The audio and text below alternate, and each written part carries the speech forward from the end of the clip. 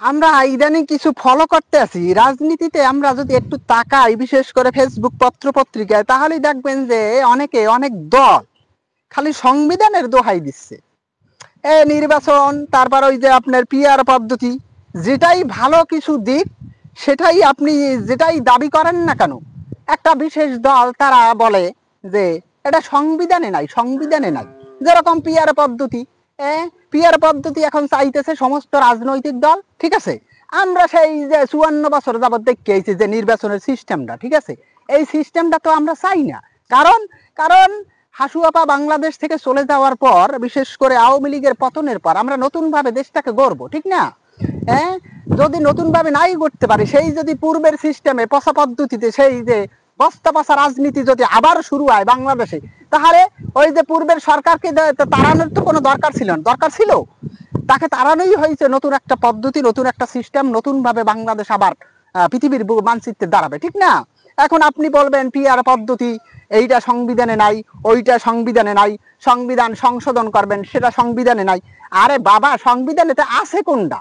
এই সংবিধানই তো বাংলাদেশের, এটাই তো আমরা মানি না, ঠিক আছে। সংবিধানটাই তো বর্তমানে অবৈধ।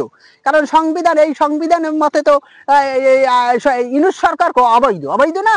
তাহলে আপনি সংবিধানের দোহাই দেন কা? এই সংবিধান বাদ দেন, এই সংবিধান বাদ দিয়ে নতুন একটা সংবিধান প্রণয়ন করেন, যে এই সংবিধানে সবকিছু করা যায়, ঠিক না? পিআর পদ্ধতি, তারপরে এই সেই যত কিছু আপনারা দাবি মানতেছেন না, এমন একটা সংবিধান করেন না কেন?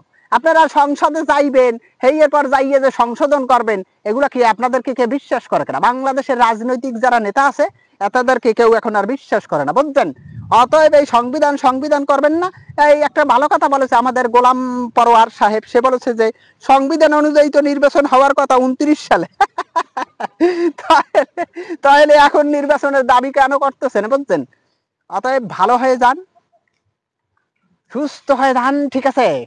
এই সংবিধান সংবিধান করবেন না। এই সংবিধান, আমরা বাংলাদেশের জনগণ এই সংবিধান আমরা মানি না। আমরা একটা নতুন সংবিধান চাই, যে সংবিধানে চুরি থাকবে না, গুন্ডামি থাকবে না, ভণ্ডামি থাকবে না, তারপর ওই যে চাঁদাবাজি থাকবে না। সেই সংবিধান আমরা চাই। আর সেটা তো আপনারা ক্ষমতায় যাইয়ে সেই সংবিধান আপনারা করবেন না। তাহলে শুধু শুধু সংবিধানের কথা কেন কি? আমি বুঝি না, আমার মাথায় ধরে না। খালি সংবিধান সংবিধান, তার খেতাপুরি সংবিধান।